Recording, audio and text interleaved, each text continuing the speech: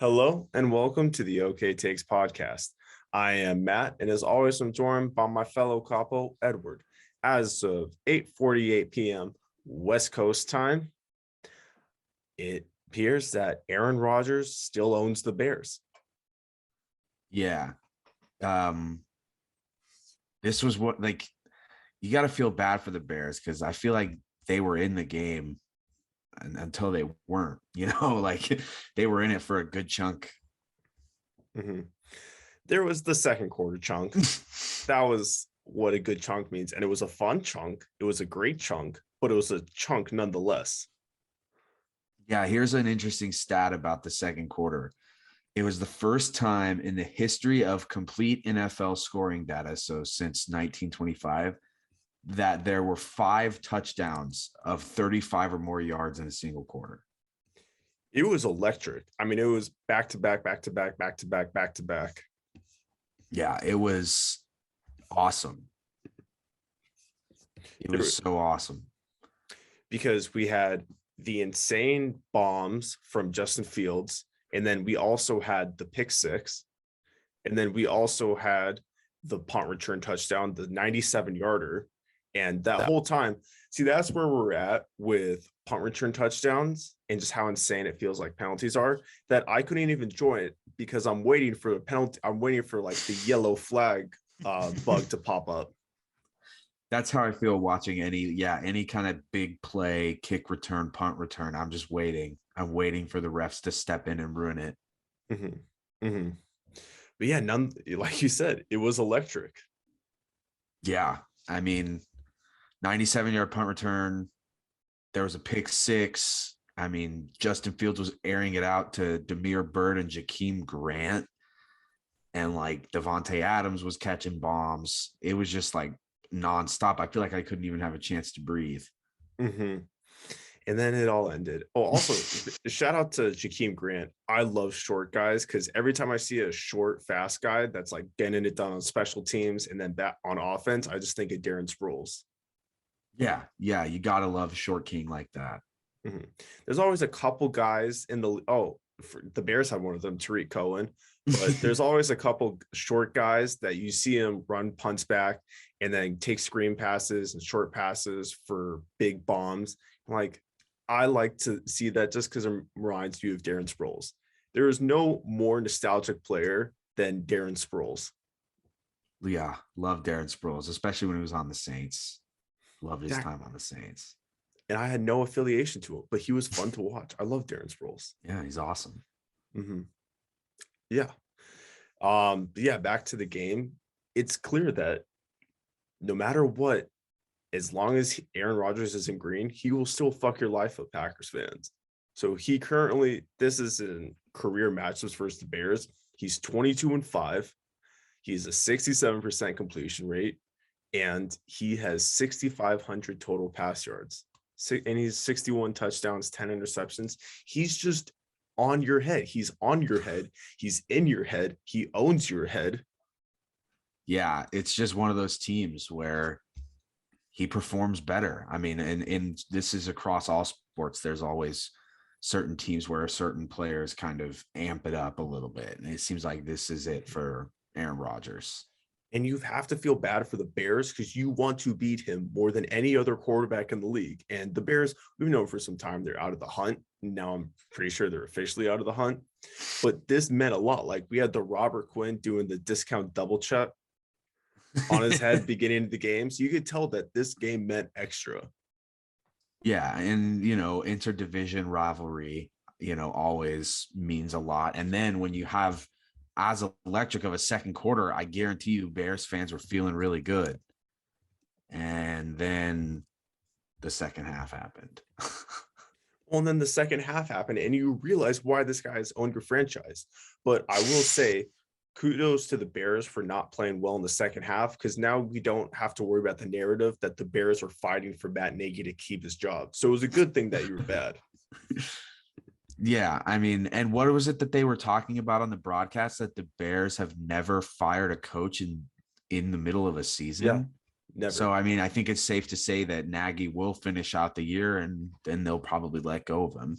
But But we don't have to. So it's for sure. Like this was the one game that you could, that if you're the Bears organization, if you're the McCaskies, I think that's who owns it. But yeah, you Yeah. could look at this and say, you know what, maybe the guys actually do want him here, and that we shouldn't listen to dum-dums on Twitter like us saying that he should be fired. Like, no, whew, thank God we don't have to have that meeting. We don't have to have somebody set up a PowerPoint for why he should stay. Yeah, I bet they're just ready to get him out of there.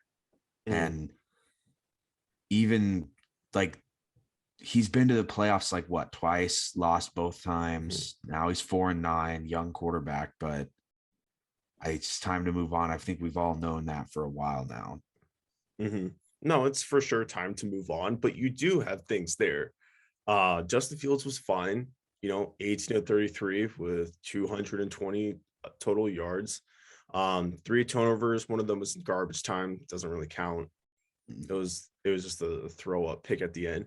I will say the one thing that really bothered me about him was towards the end of the game, this is a couple minutes left, he took a shot and then he started doing push-ups after. That was funny. But then he was struggling during the push-ups. And I was like, oh my God, this is another rib that just snapped off in the middle of a rep. Yeah, that was questionable. I don't know why you would. I mean, that's supposed to be a thing for like DBs who drop a pick. So what does he have to do it? We'll get to it later, but we saw Micah Parsons doing it. Yeah, Micah Parsons did that. Yeah. But in regards to Fields, like I did want to mention, you said he was fine. He was fine tonight. And I think one thing with Fields that I've noticed throughout the year, more so than like Trevor Lawrence and some of the other struggling rookies, is we've at least seen flashes of what Justin Fields can be. Like we've seen, I don't want to say brilliance, but like we've seen flashes of a really good play. And that was true. That stayed true tonight. I mean, he wasn't bad by any stretch. He had a really good like jump pass, kind of like an Aaron Rodgers-esque jump pass late in the game, ran the ball effectively. So I think Bears fans really should be excited about him. Yeah, I like the jump pass because then he got the comparison to Aaron Rodgers. Like these are two guys who could throw without having to be on the ground.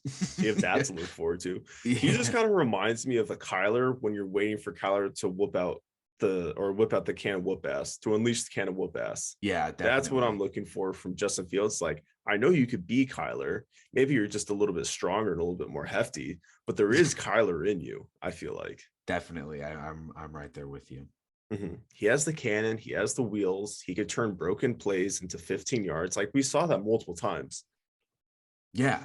Oh yeah. I mean, he's like, there's like a grouping of mobile quarterbacks, and it's like, I think he has the potential to reach the level of Lamar Jackson and Kyler Murray. We just need to see it more, and he needs to consistently play. And he can turn broken plays into 50-yard touchdowns. And he really he's good at escaping pressure and stuff. So it's like, he's getting there. It's just going to take some patience. And I know Bears fans probably don't have a lot of patience, but I think for Justin Fields, they do. I would think so too. Yeah. Because then you look on the other side of the field and you're like, we know we could get that. We know we could see what Aaron Rodgers and Devontae Adams are doing. We don't think Justin Fields could do that with like Darnell Mooney or Grant, but it is possible. We know that exists. So somehow we have to find a way to get there. Yeah, definitely. And I think they got a shot to get there. They do have a shot. So all in all, not the worst effort from the Bears. You had a fun second quarter. Yeah, I'm sure Bears fans were losing their minds when that 97-yard punt return happened and the big plays to Grant and what was the other guy's name?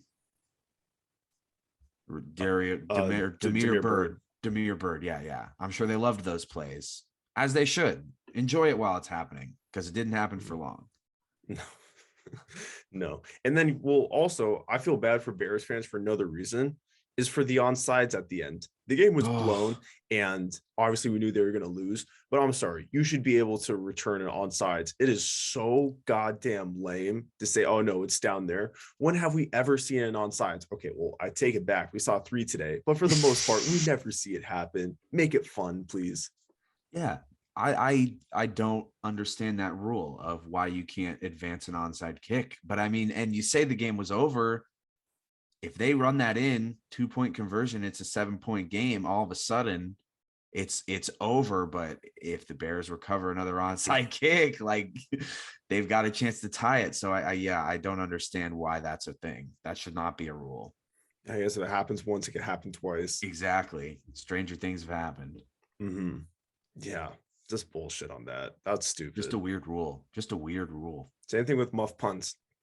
And like they came up and Collinsworth was saying that, oh, it's because the punt return is the last line of defense. Here's a wild idea: catch the ball. Yeah, exactly. Exactly. Yeah, you won't have to worry about that if you catch the ball. Mm-hmm. So dumb, so dumb. That's your job. You're the returner. Yeah. All right. And then so we are going to now move on to Washington football team, Cowboys, Cowboys 27, Washington 20. Wow. We aren't feeling too high on the Cowboys. No, I mean, if I were a team like the Packers, or a team like the Cardinals, or even the Rams, really, I wouldn't fear playing Dallas in a playoff game. I really wouldn't. Mhm.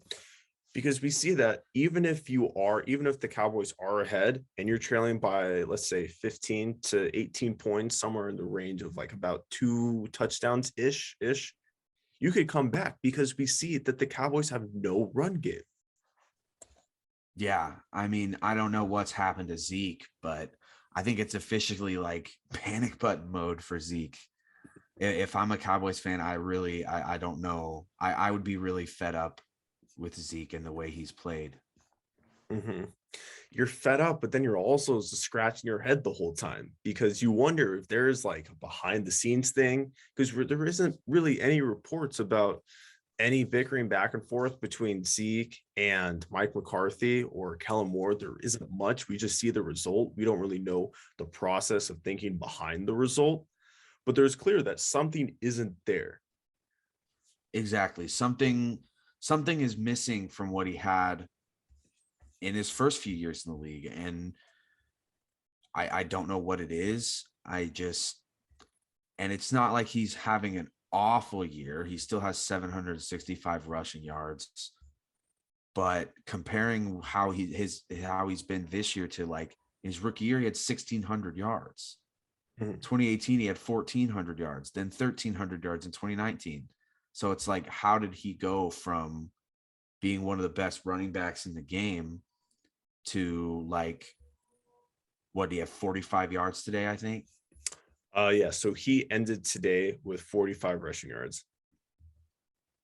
Yeah, I don't know how that happened. Mhm. I don't know how we got here, but it's Mhm. really been a jarring storyline, I guess you could call it, Mhm. this season.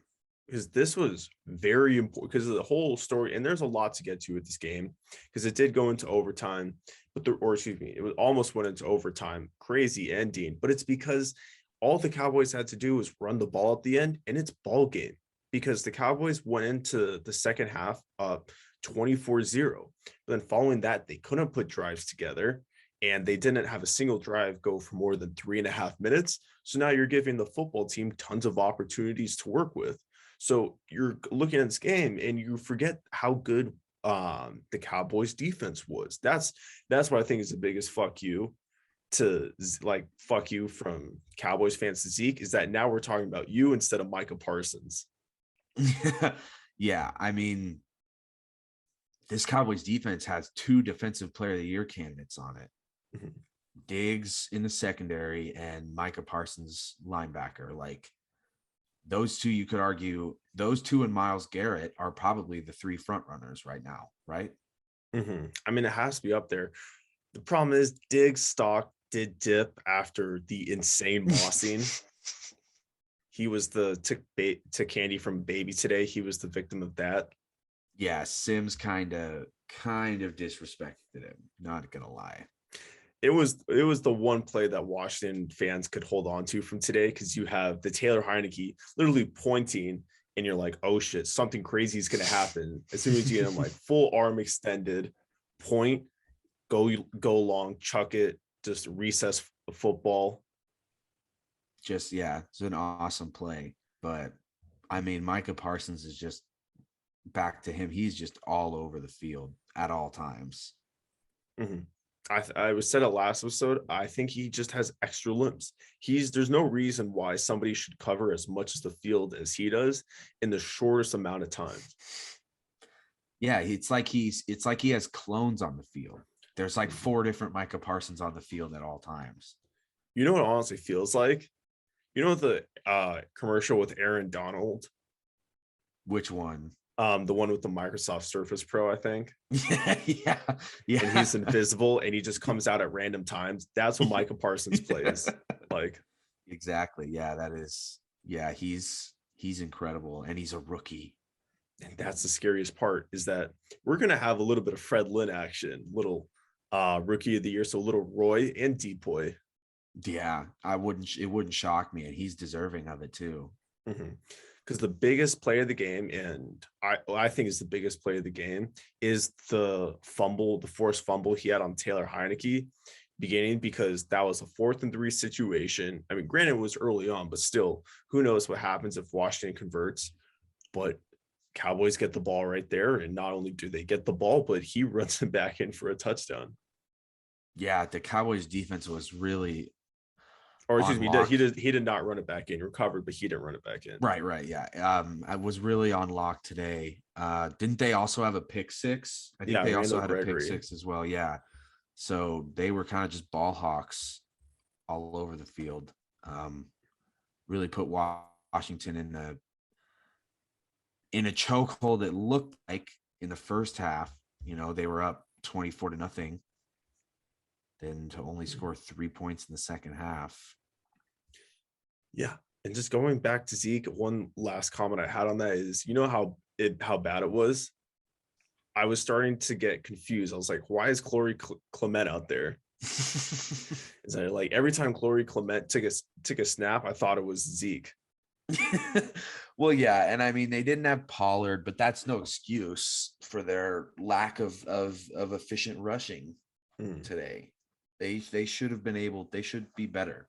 Like I think there's no other way around it other than they should be better. Talking about people who should be better, it seems like Dak should be better as well, because you look at the receiving core he's given, and then the results just aren't there. And Cowboys fans are kind of growing restless, because this was a game you should have won by a lot. Let's be honest. And he threw that. That was a really bad throw on that pick six late in the game. That was a really bad throw. Really questionable decision making there. So Dak has been really on and off this season. Like when he's been on, he's been incredible. But when he's been off, we've seen him make some costly mistakes like that one. And it's been off lately.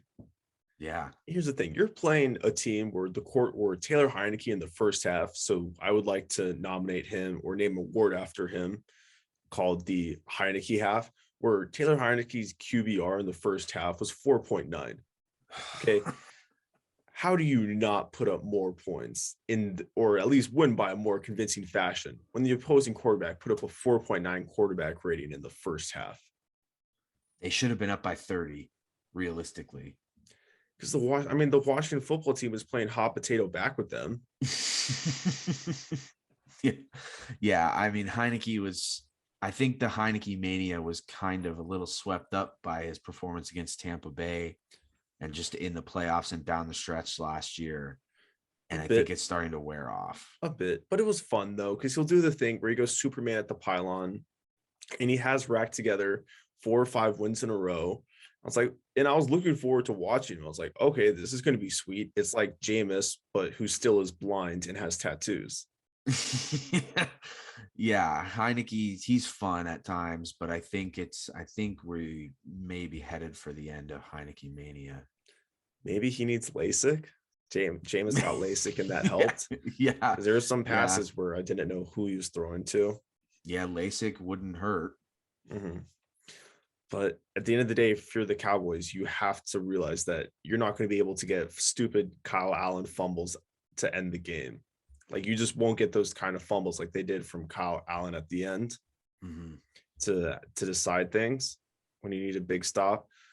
And this God offense, Washington's offense was so garbage that when you have some upcoming games, especially the playoffs, it's scary. It's going to be scary. I think I'm willing to say scary hours for the Cowboys. I'm pretty sure you texted me this, but I'm going to put you on the spot. Are you willing to say first round exit? I'm willing to say I don't want to. No, I mean it's hard to call a team for the way the NFL is going. So they still have 4 more games to figure things out. But I'm just saying, just keep it on the tickler file. Just And I be mean, aware there's of it. so much, that could change in the coming weeks. The standings are actually very close Mhm. right now. So they could have by the time the playoffs come around, they could be hosting a playoff game with a bye. Like we know, the Yeah, standings are so close. So it's hard to call them out like that. it's hard. Yeah, exactly. It's hard, but you're like, yeah, just keep it in. Like I said, keep it in the tickler file. Yeah, yeah, yeah. Keep it in there. Mhm. All right. So now we have next game is 49ers 26, Bengals 23. Where do you want to start? Um, I kind of want to start with George Kittle. I mean, I think this was the George Kittle resurgence game. I mean, we all know he's one of the best tight ends in the game, but he was kind of having a bit of an off year, and he really re-established himself as one of the best tight ends in football. I mean, he was unbelievable today. Mhm. He was that guy because the reason, like, this game really should have came down to Robbie Gould making it in regulation to end it. And because George Kittle was there for every step of the way, that final drive from Jimmy G. And I do not know how, but he gets open so fast and just for such long periods of time down the field where it's honestly like he just took the ivermectin, but nobody wants to hang out with him still. Yeah, that incredible catch on the last drive of regulation where they missed the field goal, which was incredible and kept the game alive for them, kept them in it. But I mean, it didn't amount to anything. But yeah, he's just a beast. He's just a specimen, and he's athletic. Mhm. Dude, that catch at the end, we're like, we're talking about full extension. It says full extension as full extension could get. I mean, whatever you're like, it was a true web gem because it was like Yeah. Kevin Pillar, or insert whatever outfielder. But honestly, just the first player, I thought it was like Kevin Pillar going 100 feet down to the wall and just going fully stretched out and diving, and because pretty much hitting a wall is the same thing, or hitting a wall in a baseball stadium is the same thing as hitting a safety. Yeah. You just kind of have that reckless abandon that you're running with, and Yeah. he didn't know if a safety was going to knock him and send him to the ER. Yeah. I mean, he's made plays all over the field. I mean, 151 yards. 21 was his longest. He was targeted 15 times today. It was clear that they wanted to rely on him, but they also weren't too reliant on him. They kind of spread it around as well. Mhm. You're expecting a little bit more from that offense with, because we just know what Kyle Shanahan, he loves to cook. Let's be honest. I mean, he's at times we see them be Gordon Ramsay, and at times we have him be the opposite end of kitchen nightmares. I think today he was kind of in between. It was like the in between period of kitchen nightmares or bar rescue, where they're starting to put things together, but they're still making mistakes. I think he was kind of in that middle stage today. Yeah. I mean, it wasn't perfect, but the offense was spread out. Ayuk had 6 for 62 with a touchdown. Jeff Wilson ran the ball pretty well. And on a night where Deebo Samuel wasn't the best, he still ran in for a touchdown. It was still a big play. Yeah. No. So, Mhm. I mean, they really know how to spread it around. And that's the thing with the 49ers is that they have guys that could really do everything, because you have guys that when you're signing up to play for the 49ers, when you throw on the red and gold, you're saying that I'm okay with blocking. You just have to be like, yeah, I'm one gritty motherfucker. And I will put you in the grass. And I'm okay if I put you in, like, if I have five pancakes means the same thing as 5 catches if the game amounts to a win. Exactly. Yeah, exactly. Because just look at the way the receivers block. It's like the reason why the Deebo Samuel run at the end worked is because you have receivers who are okay with blocking. That's it. That's the way it works. And that's why the Deebo end arounds always always erupt into these big plays. Yeah. And I mean, George Kittle also is a great blocker. But yeah, I mean, to have those receivers that can block like that, it's got to be pretty nice. Mm-hmm. Mm-hmm. All right. So now we are going to the other end of this. We're going to talk some Bengals. Um, Kind of another frustrating, I would say frustrating day, because what went well in the previous 2 weeks before last week's game against the Chargers, where you had the crazy running game with Joe Mixon. And once again, Joe Mixon was very mediocre, 18 for 58. And that was pretty much it from the running game. Besides that, the next leading rusher had 11 yards. Yeah, I mean, Joe Mixon had really been turning it around lately. And so this was a disappointing outing from him. But once again, I mean, the one thing the Bengals do, I feel like a lot, is they show me that there's promise there. But they also kind of, I don't want to say choke, but like Joe Burrow had a great game. Joe Burrow played a great game. 25 for 34, 348 yards, 125.6 rating. Like, he was so good. And I mean, Jamar Chase and T. Higgins balled out. I mean, the whole receiving core balled out. Mm-hmm. And that's where we're at, because because this game did go into overtime, because we had the Robbie Gould missed field goal. And Zach Taylor did say that in that final drive, like in overtime, yes, they were able to so they did put up they were able to put up a field goal in their first drive, but it ended up just amounting to a field goal because they weren't that aggressive. Like Zach Taylor said, he wishes he would have thrown on 1st and 10 at the 26 in overtime instead, running twice instead of sticking with Joe Burrow's hot hand. We'll keep him awake tonight. And it should, because we saw Joe Burrow was cooking at the end. Exactly. Yeah. I mean, I was expecting Cincy to win. They kind of mounted a nice comeback.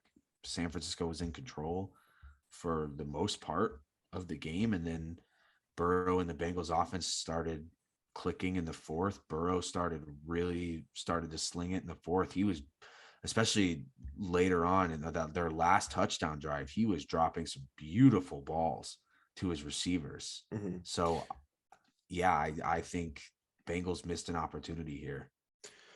I thought as soon as we got the big chase bomb at the end, I'm going to say a chase bomb, but it was pretty close to a chase bomb because it was like 25 yards. Might as well. Yeah, exactly. Might as well have been a chase bomb. Took him to the bank.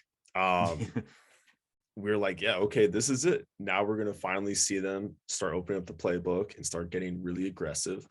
Because like the Bengals work when they hit their home runs. Nobody can hit their home runs like the Bengals, and that's when they do damage. Yeah, I almost feel like the Bengals could really benefit from a coach like Andy Reid. Like, I would love to see this Bengals roster coached by a guy like Andy Reid, who knows how to hit those big home run plays and make them effective like 90% of the time. Mm-hmm. Man, we're seeing what Jamar Chase is capable of. And that's a big home run. We're talking like home run combos. That's like a throwback, like Prince Fielder and Ryan Braun waiting to happen. Just between those two guys, like there's fireworks there. Like Jamar Chase already has 1,000. Was able to go over 1,000 yards today. So now he's putting up a rookie season that's among the likes of a Randy Moss, Odell, Mike Evans, like insane numbers, like kind of all-time numbers for rookie season. So the Bengals have a lot to be happy about, but they got to get the run game going. Yeah. Joe Mixon is very important, because when the run game is working, that really alleviates some pressure off of the receivers to get more open down the field. But yeah, Jamar Chase, like you said, he's probably the best player out of this rookie class. Him and Micah Parsons are probably fighting for that title, I think. Mm-hmm. So yeah, and then also bummer they lost Trey Hendrickson today. Doesn't look so. Reading a report here from Jeremy Fowler, doesn't look more than likely a back spasm, but he's really good. Like he has 11 and a half sacks, and that's good for sixth in the NFL. So I do think that if the Bengals sneak into the playoffs, like I have right now more confidence in the Bengals than the Cowboys in the playoffs. I know it's dumb, but I see so much potential there. In every game, I walk away saying the Bengals are a good team because, how did we not touch on it? They had 2 muff punts. Yeah. That was the difference in this game. I'm so, wow. Cannot believe that flew over my head, but that was the real difference in this game. When you have 2 muff punts, that will kill it. That's a unicorn gift to the 49ers. Yeah, that's kind of like, that's unacceptable. Like, you can't make those kind of mistakes. And I think I get where you're coming from when you say you have more confidence in them than the Cowboys, because if they can correct those mistakes and if they can get hot, like their offense could hang with the best of them. It's easier to catch a ball than to fix a run game. Exactly. It's easier to just not muff a punt. Like the Bengals' problems compared to the Cowboys are nowhere near the same size. It's like the Bengals are just trying to not be so clumsy, and all they have to do is tie their shoes. And then the Cowboys are Forrest Gump. Yeah, I think the Bengals are really, they're right there. They are right there to being a contender. They're close. We know we could feel it. We are so they're so goddamn close. And my time will come. Yes. We're all in on the Bengals on this podcast. I mean, it's a true blood oath thing. Yeah, I mean, I back them. Back the Bengals, man. You know what? Are you ready to take Bengals spread next week? Who do they play? Give me 10 seconds to find it. They are going to play the Broncos. Yeah, give me Bengals spread. Kidding me? Okay. Bengals spread. All right, automatically going to cover that game. Okay. Also, pat on my back for, I would just like to say, I picked an excellent crop of games. Excellent. There were some doozies this week. We had like the Chiefs and Raiders. That was 48-9. Saints, Jets. But you know what? I snuck out a good crop. I'd like to pat myself on the back. So thank you. You did. We could have talked about the Mormon Bowl, but it's all right. It literally would have ended there. I mean, Taysom Hill, man, what a player. But yeah, no, you picked a great crop of games this weekend. We've got one more to get to, but yeah, because there were some snoozers. As much as I love talking about the Chiefs, we kind of already know everything we need to know. Back. Yes. 4 letters. Oh, that's simple. All right. Now, speaking of good games, we pretty much saved the best for last. We have Bills 27, Bucs 33. Brady is just never going to age. And I'd like to say that Brady, I think, is aging in reverse. I know everybody's made the curious case of Benjamin Button joke, but he's really putting it into real life. Because not only is he look younger, but he's getting faster. And it's this weird thing. If you're not allowed to be getting hotter and faster. Yeah, Tom Brady is just going to be around forever. Just gotta get used to that fact, as much as it annoys me. And I think like it annoys us, but can you imagine what it's like to be a Bills fan? I mean, they are 3-33. Their record against Tom Brady since he joined the league, 3-33. I really can't imagine anything worse than that, because that is, you said 3-33. Yeah, they're 3-33. Yeah. Okay, so imagine that. Okay, there's 52 weeks in a year.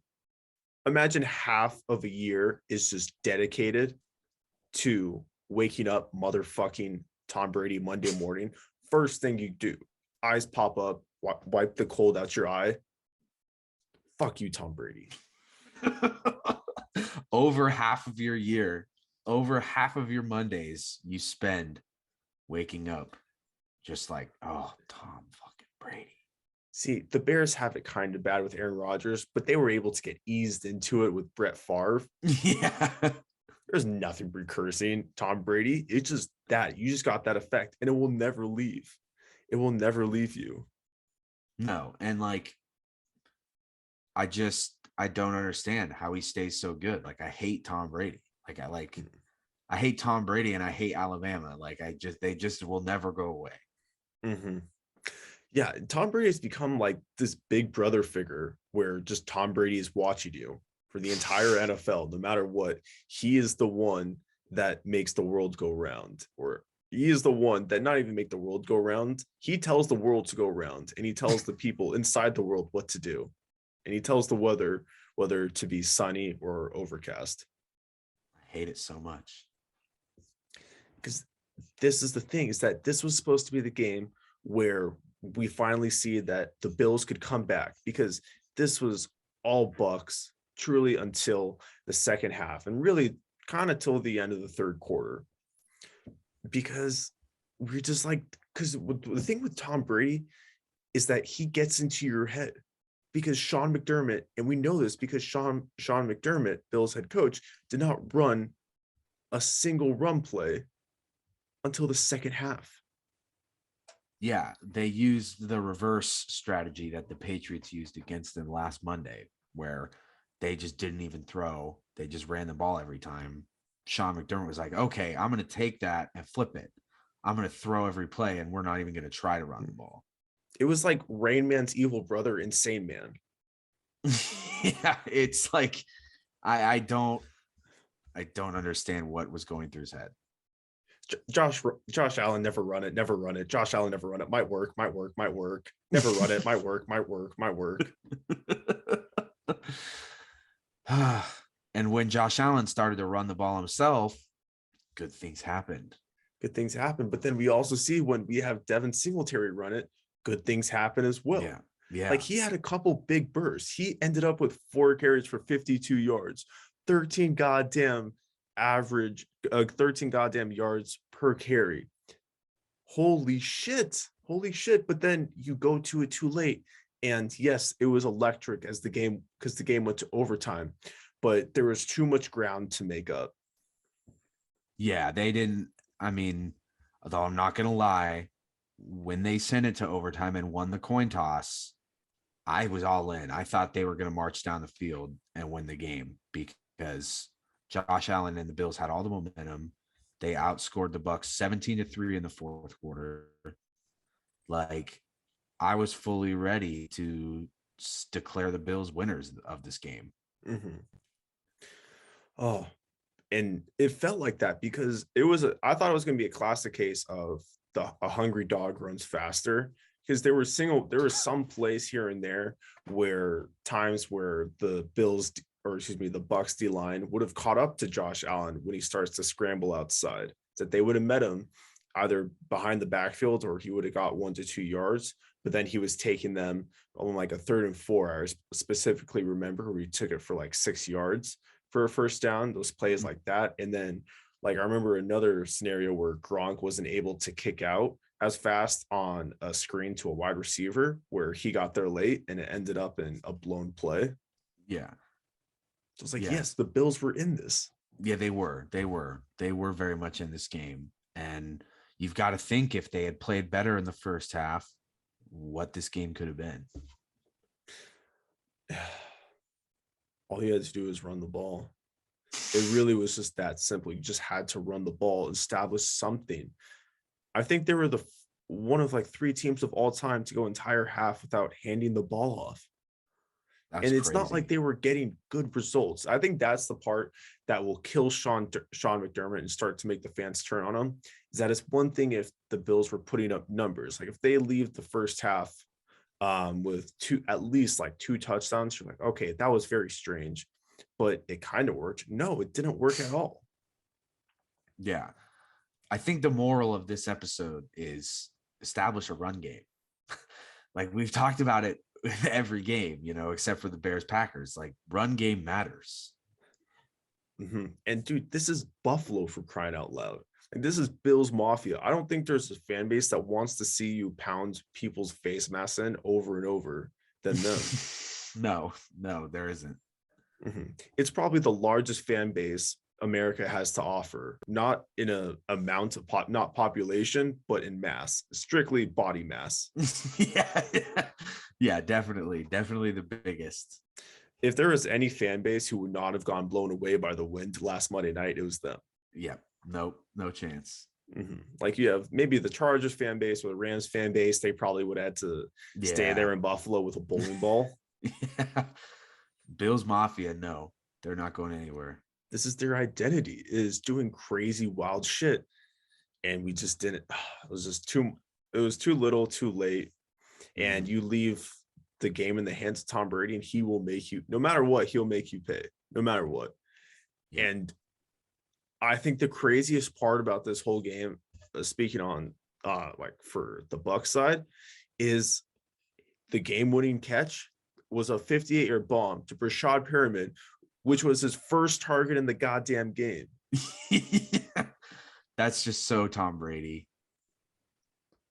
To have the game-winning play be the first catch of the night for the guy. Because who would have thought that it was going to go to him? Everybody pegged Evans or Godwin or Gronk, or maybe even a dump off to Leonard Fournette. Nope, it just comes out of the middle of nowhere. And it was so perfect because it was like literally the same exact play Demaryius Thomas had against the Steelers in the overtime game. And this was a sad week as he passed away. So I was like, you know what? At least I could take that away. That's how I'll remember this game. Is it's not about Tom Brady. It's about DT. Yeah, definitely. That was the parallel there was crazy. Condolences to his family, obviously horrible. Definitely have great memories of watching him play. But yeah, you would think they would go to the guy like Chris Godwin with 15 targets, or Gronk had 9 targets. Even Leonard Fournette had 7 targets in the air. Like you would think he would go to him, but nope. Rashad Perriman, 1 catch, 58 yards. And that's why Brady, but that's why Brady is Brady. Yep. That's what makes him what he is. Because we were expecting him to do that. Yeah, I mean, we were expecting him to go. He's surgical. Like, I don't really know what else to say. But it's like a surgeon who has an incredible cure that you weren't aware of before the surgery began. Yeah. I mean, he's one step ahead at all times. He knows the play before it's going to happen. If he was the surgeon behind Tommy John, then he if there was no such thing as Tommy John before he started playing football or before he became a surgeon, he would have figured out Tommy John just on his own. Yeah, definitely. That's how much of a genius surgeon he is. Like any medical, he would have, honestly, Tom Brady's pretty selfish for not becoming a doctor because he could have made some insane medical advancements. Oh yeah. Screw him. He's already a doctor. Yeah. And he's already figured out anti-aging. Yep. Think of how many rings Drew Brees would have won if he had just become a doctor. Tom Brady had just become a doctor. Damn. Sucks. Yeah. Do we have any other takeaways for this game? No, I'm all good. Same here. I really thought, and part of it was because I had Bills money line. I was really feeling good about this. Dang. And no words. Truly speechless. It did leave me speechless. I don't blame you. Because we had them cooking at the end, but it just meant nothing. They blew it. Yeah. All right. So it looks like we have reached the end of episode 59 of OK Takes. If you would like to follow myself on Instagram and Twitter, you can find me at MattWeiner20. If you'd like to follow Edward on his Instagram and Twitter, you can find him at Edward_Vento. If you have no interest in hearing anything more I have to say, because I'm already bumbling like an idiot, then please make sure to follow OK Takes on Instagram, Twitter, and TikTok at OK Takes Pod. That is OKAY takes pod. OKAY takes pod. Takes 2 seconds and will help us tremendously. So thank you guys so much for tuning in and have a wonderful day.